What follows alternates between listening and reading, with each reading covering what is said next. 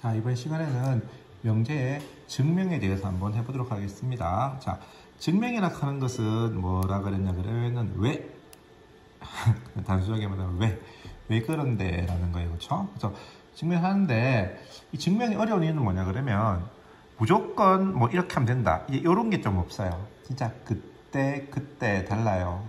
케이스 바이 케이스로 좀 해줘야 되는 게 있어서 처음 할 때 좀 힘든 면이 있는데, 물론 내가 아까 말했던 것처럼 뭐 한 방에 하는 게 없다라고 하지만 대부분의 경우는 패턴이 있어요. 고등학교 나오는 것들은 진짜 어려운 수학 증명 같은 경우에는 되게 쌈박한 아이디어를 동원해야 되는 것도 있긴 한데, 대부분의 경우는 이제 그런 것이 고등학교 다루는 것들은 뭐 그렇지 않고 패턴이 있으니까 그 패턴을 갖다가 찾으면 좋을 것 같아서 오늘 증명에 대해서 한번 정리를 한번 해보도록 하겠습니다.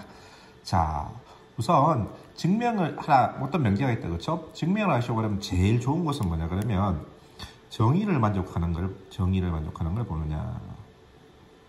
예를 들어 3은 홀수임을 보이시오. 이런 걸 증명하려고 그러면 어떻게 하는 거예요? 홀수의 정의가 뭐냐? 홀수는 2 곱하기 뭐시기 플러스 1로 쓸 수 있는 거 아니냐, 이 자연수. 물론 정수로 해야 되지만 자연수로 생각할게요. 2 곱하기 자연수 1로 쓰이면 홀수다라는 거죠. 정의가. 그래서 3이라 하는 것을 2 곱하기 1 플러스 1로 쓸 수 있기 때문에, 이렇게 쓸 수 있기 때문에 이 정의를 만족한다 이 말이에요. 그래서 3이 홀수의 정의를 만족하기 때문에 3은 홀수이다라는 것을 갖다가 이렇게 우리가 증명을 하는 거예요. 그렇죠? 그래서 이렇게 하는 게 있고, 그다음 두 번째, 이제 P이면 Q이다가 참이 되게 하는 방법은 어떻게 했냐 그러면 P가 Q의 부분집합, 진리집합을 구했을 때, 그렇죠? 조건 P의 진리집합을 라지 P, 조건 Q의 진리집합을 라지 Q라 그랬을 때 Q가 P의 부분집합이 됨을 보이면 이것도 증명하는 방법이 되는 거예요. 그렇죠? 예를 들어서 X가 2의 배수이면 X 4의 배수이면 X는 2의 배수이다. 내가 표현을 이렇게 써서 말했지만 원래 나올 때 어떻게 되겠습니까? 4의 배수이면 2의 배수이다 이렇게 나올 거잖아요. 그렇죠? 4의 배수이면 2의 배수이다 이런 거 나와 있을 때 4의 배수, 진리집합을 구해보자 이 말이죠. 4, 8, 12, 16. 그다음에 2의 배수 2, 4, 6, 8 되면은 이런 관계가 성립한다는 거죠. 그렇죠? 이런 관계가 성립하기 때문에 제명제의 참이다. 이렇게 증명할 수도 있어요.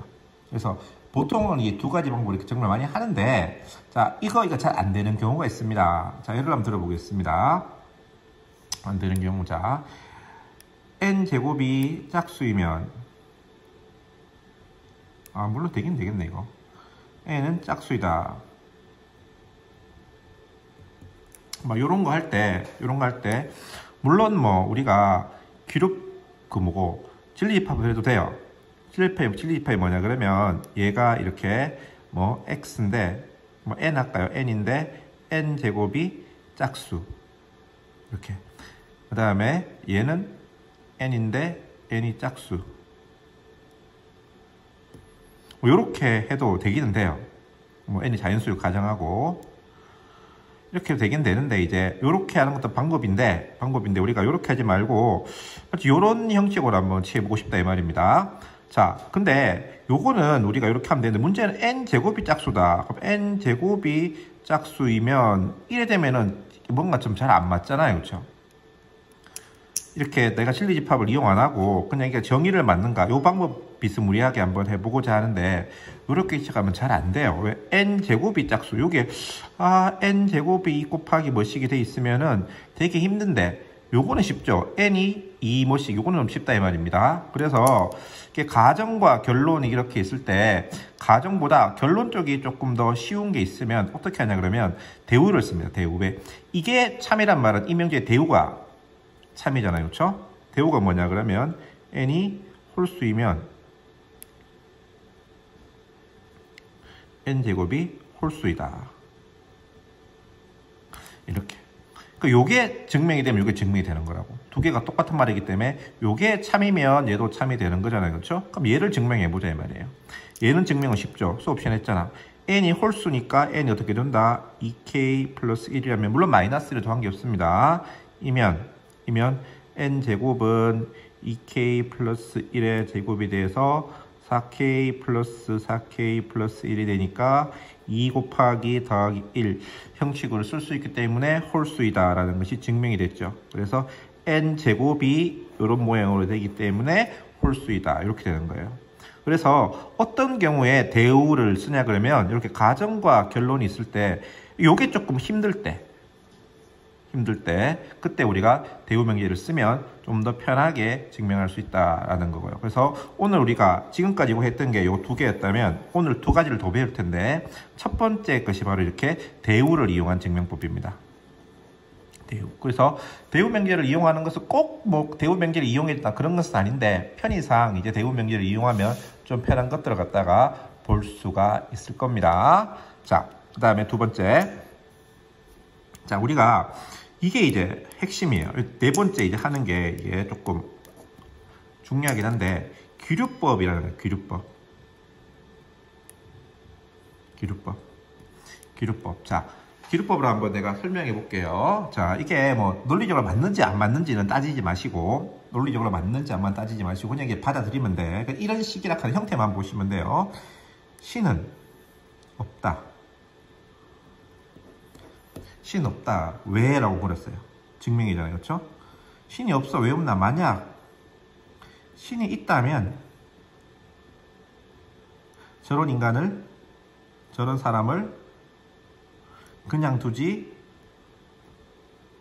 않았을 테니까. 이런 식의 논리인 거예요. 신 없다. 왜? 만약에 신이 있었다면 어떻게 저런 사람을 그냥 뒀을까? 그래서 신이 있다면 저런 사람을 가만히 두지 않을 거야. 근데 저런 사람이 있으니까 신은 없다라고 할 수 있어. 요런 논리를 갖다가 우리가 귀류법이라고 말을 합니다. 귀류법. 자, 그래서 귀류법을 이용한 대표적인 명제를 갖다가 한 게 증명해 보겠는데 루트 2는 유리수가 아니다. 자, 이거 되게 유명한 거예요. 루트 2는 유리수가 아니다. 이걸 증명해 보겠습니다. 어떻게 하냐 그러면 귀류법을 씁니다. 만약 루트 2가 유리수라면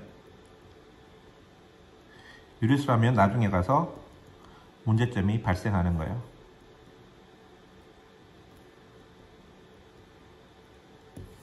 만약 루트 2가 유리수라면 문제점이 발생하기 때문에 루트 2는 유리수일 수 없다. 이렇게 나가는 게 이제 귀류법인데요. 자, 루트 2가 유리수라면 루트 2를 갖다가 P분의 Q라 쓸 수 있다. 유리수니까, 그렇죠? 단 P는 0이면 곤란하겠고, 그렇죠? 그 다음에 PQ는 서로 소인 모양으로 바꿀 수 있어요. 꼭 우리가 유리수의 정의가 서로 소일 필요는 없는데 무슨 말이냐면 4분의 1을 뭘로 쓰자 이 말입니다. 2분의 1 이렇게 기하분수 형식으로 쓸 수 있는 거잖아요. 그렇죠? 그래서 루트 1을 기하분수 형식으로 썼더니 P분의 Q다 이런 말입니다. 그러면은 양변에 P를 곱하면 루트 2P는 Q가 돼서 양변 제곱하면 Q제곱은 2P의 제곱이 되죠. 그렇죠? 그러면 Q제곱이 2의 배수죠. 그러면 아까 앞에서 했던 것처럼 Q제곱이 2의 배수면 Q도 뭐가 된다? 2의 배수가 되어줘야 되겠죠. 아까 앞에서 했습니다. Q제곱이 2의 배수면 Q도 2의 배수다. 그러니까 Q를 갖다 어떻게 둘 수 있다? 2K라 둘 수 있다 이 말이죠. 그럼 여기 다시 대입을 합니다. 대입을 하면 4K의 제곱은 2P의 제곱이 돼서 역시 P제곱은 뭐가 된다? 2의 배수다. P제곱이 2의 배수면 P도 뭐가 된다? 2의 배수다. 자, 그러면 보세요. 아까 PQ가 둘이가 뭐라 그랬어요? 서로라고 했어요.